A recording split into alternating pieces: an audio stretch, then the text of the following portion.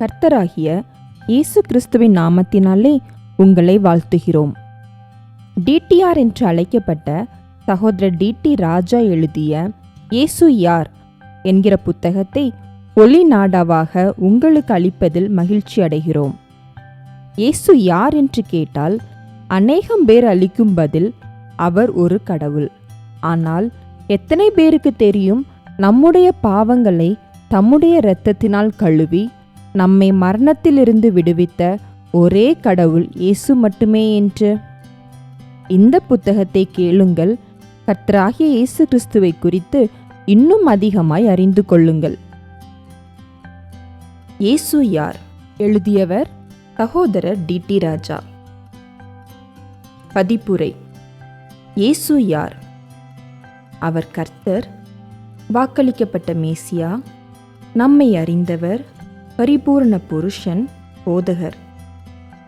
இயேசு யார்? உனக்காக கவலைப்படுகிறவர், உன்னை நடத்துகிறவர், உன்மேல் மனதுருகுபவர், உன்னை ஆசீர்வதிக்கிறவர். முதலாம் அத்தியாயம். தேடி வரும் தேவன். இன்று மனுக்குலம் தேவனை தேட வாஞ்சிக்கின்றது. கிறிஸ்தவர்களாயினும் முகமதியராயினும் இந்துக்களாயினும் யாராயிருந்தாலும் இக்காலத்தில் தேவனை தேட வேண்டும் என்னும் ஆவல் வளர்ந்து ஓங்கி வருகின்றது. ஒரு பக்கம் நாத்திகமும் துன்மார்க்கமும் ஓங்கி வளர்ந்து கொண்டிருந்தாலும் மக்களிடையே தேவ பயமும் துன்மார்க்கமும் வளர்ந்து கொண்டேதான் இருக்கின்றது. மனிதன் தேவனை தேட அநேக முயற்சிகள் எடுக்கின்றான். அநேக முறைகளில் மக்கள் தேவனை தேட வழிவகுக்கின்றனர். சிலர் தாங்கள் இருக்கும் இடங்களிலேயே தேவனை தேடுகின்றனர். பலர் தங்கள் வீடுகளுக்குள் தெய்வங்களை வைத்து பரிபாலித்து வணங்கி வருகின்றனர். சிலர் கோவில்களுக்கும் தேவன் இங்குதான் இருக்கிறார் என்று கூறப்படும் சில குறிப்பிட்ட இடங்களுக்கும் சென்று தேவனை தேடுகின்றனர். வேறு பலர் கடல் பல கடந்து போய் தேவனை தேடுகின்றனர். இன்னும் அநேகர் கடலிலும் நதிகளிலும் சூரியனிலும் கற்களிலும் இயற்கையிலும் காற்றிலும் தேவனை தேடுகின்றார்கள். அநேக மக்கள் சிறிய சிறிய ஜெபாலயங்களில் மட்டும் தேவன் இருக்கின்றார் என பெருமை பாராட்டுகின்றனர். வேறு அநேகர் பெரிய பெரிய கோவில்களில் மட்டுமே தேவன் வீற்றிருக்கிறார் என சிறப்பாய் எடுத்து கூறுகின்றனர். இந்நோக்கங்களோடு ஆங்காங்கே மூலைகளிலும் முடுக்குகளிலும் குறிப்பிட்ட இடங்களுக்குள் மக்கள் தேவனை தேடுகின்றனர்.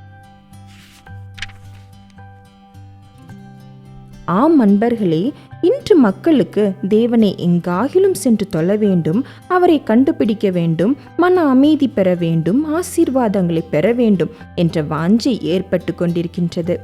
இதனாலேயே ஏராள மக்கள் ஆங்காங்கே அலைந்து திரிகின்றனர். பல இடங்களை நோக்கி செல்கின்றனர். பல முயற்சிகள் எடுக்கின்றனர். வாஞ்சைகள் நிறைவேற பிரயாசப்படுகின்றனர்.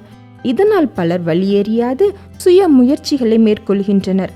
எப்படியாகிலும் தேவனை கண்டுபிடித்து விடுவேன் என திட்டம் தீட்டுகின்றனர். சரீரங்களை வதைக்கின்றனர். பலவிதமான சொந்த கிரியைகளையும் கடமைகளையும் செய்கின்றனர். தேவன் தரும் பாவ மன்னிப்பை பெற முயலுகின்றனர். தேவனின் இரத்தத்தால் பாவம் கழுவப்பட வேண்டியதற்கு பதில் எங்காவது போய் தண்ணீரில் மூழ்கி பாவ விடுதலையை அடைந்துவிட விரைகின்றனர். இதெல்லாம் இவர்கள் உள்ளத்தின் ஆழத்தில் கிடக்கும் ஒரே எண்ணமாகிய தேவனை தேட வேண்டும் என்னும் ஆர்வத்தாலேயே. ஆயினும் இவ்வண்ணமாய் தேவனை தேடி அலையும் மக்களை பார்த்து, தேவனை கண்டுபிடித்து விட்டீர்களா, உங்கள் ஆவல் நிறைவேறிவிட்டதா என வினவினால் சந்தேகத்திற்குரிய பதில்களை வருவதை காண்கிறோம்.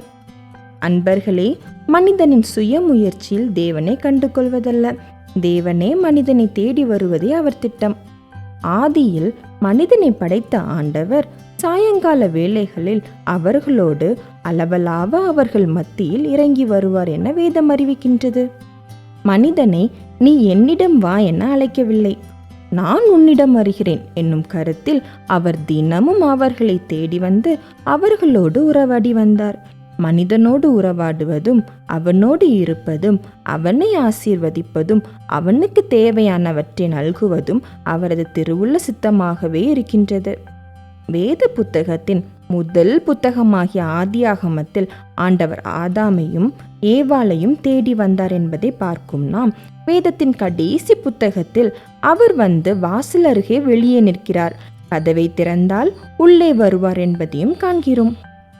மனிதனை தமது சாயலில் தெய்வீக சேவையில் மகிமையான கிருபையில் உருவாக்கினார்.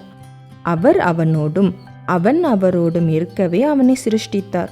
தேவ மகிமை அவனிலே காணப்பட்டதாலேயே ஆதாமும் ஏவாளும் நிர்வாணிகளாயிருந்தும் தாங்கள் நிர்வாணிகள் என்பதை அவர்கள் அறியாதிருந்தார்கள். தேவ மகிமை அவர்களை பொதிந்திருந்தது, அவர் கிருபை அவர்களை சூழ நிழலிட்டிருந்தது. ஆனால் அவர்கள் பாவம் செய்த மாத்திரத்தில் அத்தெய்வீக மகிமை அவர்களை விட்டு எடுபட்டு விட்டது. உதாரணமாக கூறுவோமாயின், மின்சாரம் ஒரு மின் விளக்கினுள் புகும்போது மின் விளக்கு அதன் சக்திக்கு தக்கவாறு அழகாய் எரிகின்றது.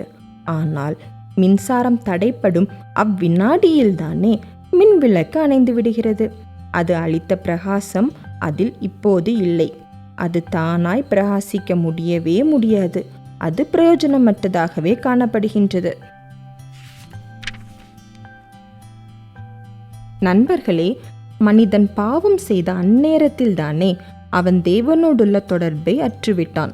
இதைத்தான் ஏசாயா 59 அதிகாரம் 1-2 வாக்கியங்களில் நாம் காண்கின்றோம்.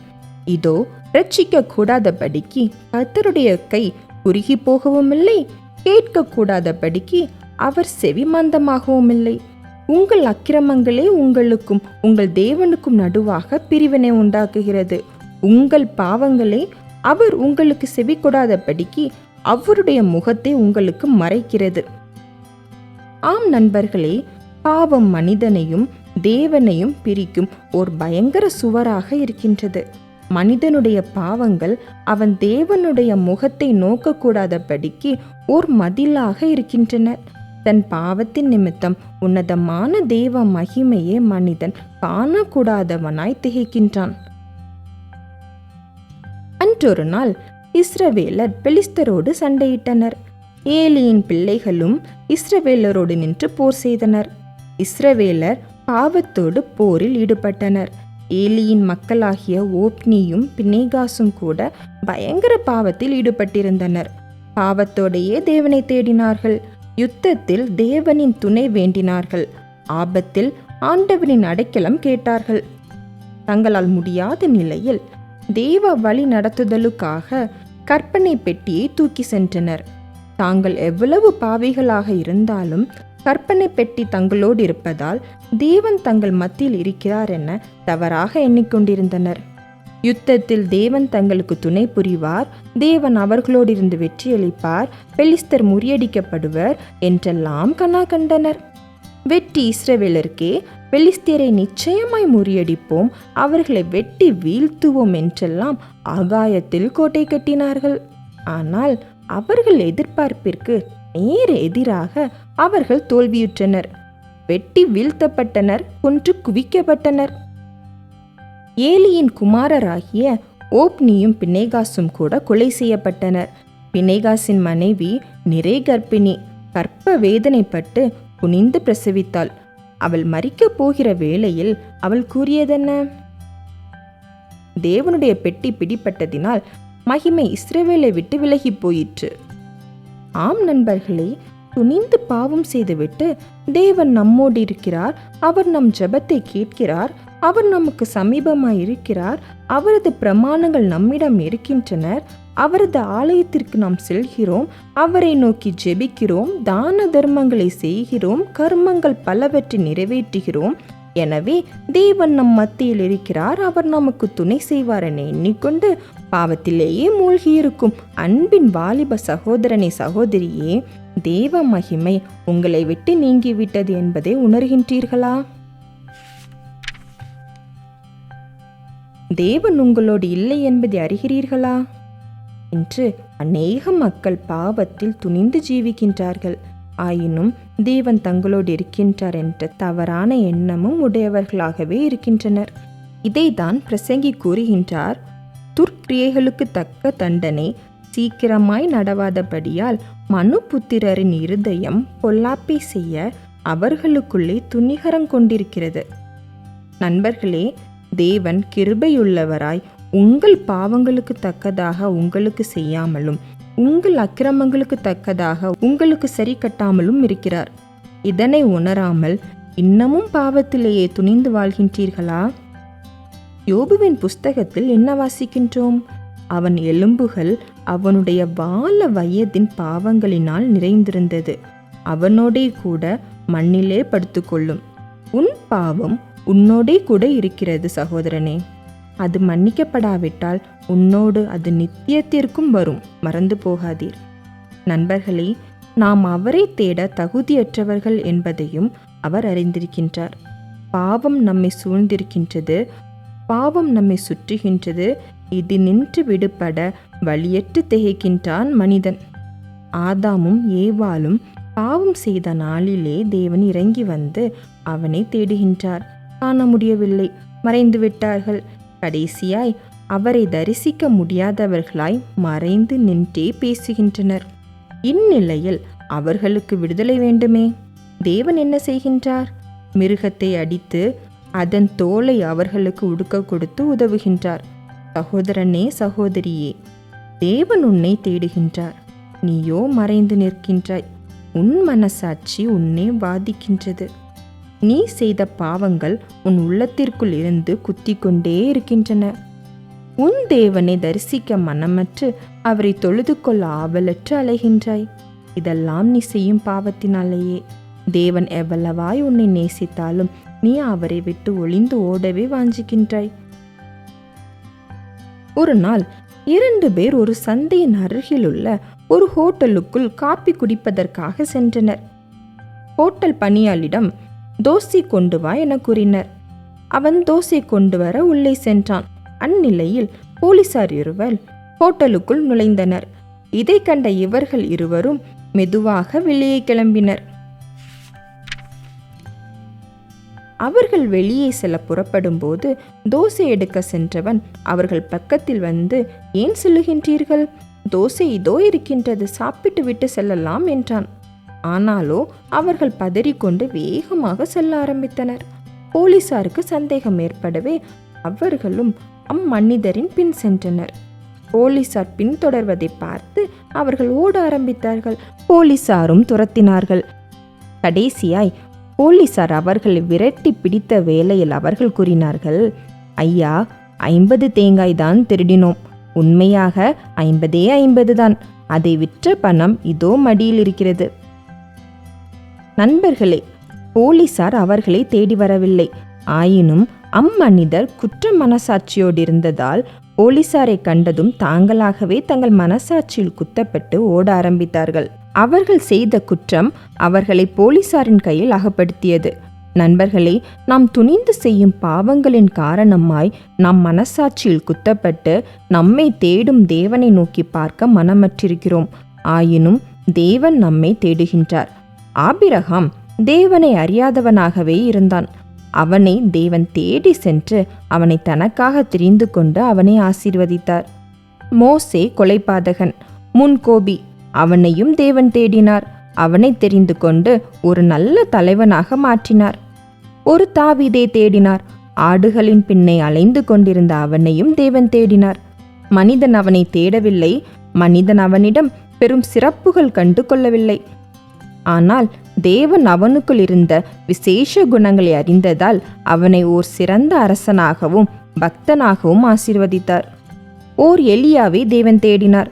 அரசனாகிய ஆகாப்பின் காலத்தில் அநேக அற்புதமான செயல்களை தீவிரமாய் செய்யத்தக்கதான சிறப்பான ஊழியக்காரனாய் தெரிந்து கொண்டார். இதைத்தான் ஈசாயாவில் காண்கின்றோம். யாக்கோபே, நான் அழைத்திருக்கிற இஸ்ரவேலே, எனக்கு செவி கொடு. மட்டுமா? என் தாசனாகிய இஸ்ரவேலே, நான் தெரிந்து கொண்ட யாக்கோபே, என் சிநேகிதனான ஆபிரகாமின் சந்ததியே என்றெல்லாம் தேவன் இஸ்ரவேல் சந்ததியை பார்த்து கூறுகின்றார்.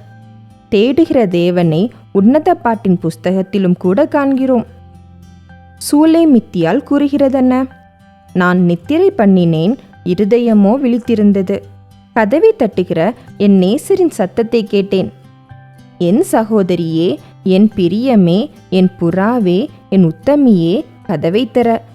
என் தலை பனியினாலும் என் தலைமயிர் இரவில் பெய்யும் தூறலினாலும் நனைந்திருக்கிறது என்றார். அன்பர்களே, சூலேமித்தியை தேடின தேவன், ஏசாயாவை தேடின தேவன், எலிசாவை தேடிய தேவன், பேதுருவை தேடின தேவன், பவுலை தேடின தேவன், ஆயிரமான இரத்த சாட்சிகளை தேடின தேவன் உங்களையும் தேடுகின்றார். அவர் உங்களை குறித்து அக்கறையற்றவராய் இருக்கவில்லை. உங்களுக்காக கவலைப்படுகின்றவராய், பெருமூச்சு விடுகின்றவராய், உள்ளங்கையில் உன்னை வரைந்திருக்கின்றவராய் இருக்கின்றார்.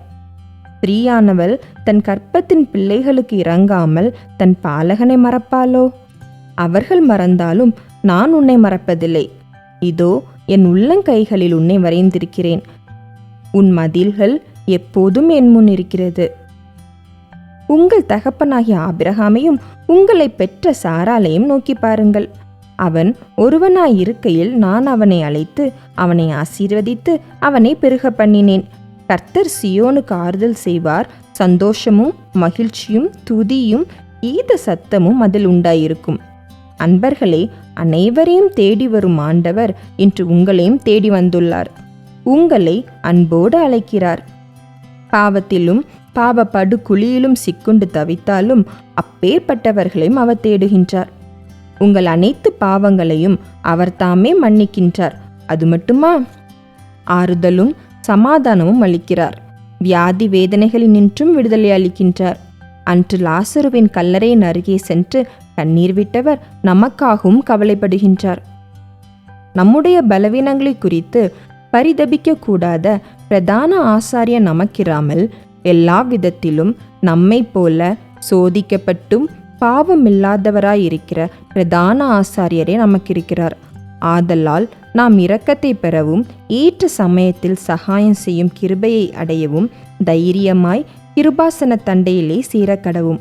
அன்பர்களே, தேடி வரும் தேவன் உங்களையும் ஆவலோடு தேடுகின்றார். நீங்கள் அவரை தேடாவிட்டாலும் அவர் உங்களை அன்போடு அழைக்கின்றார். அவரை நோக்கி பாருங்கள்.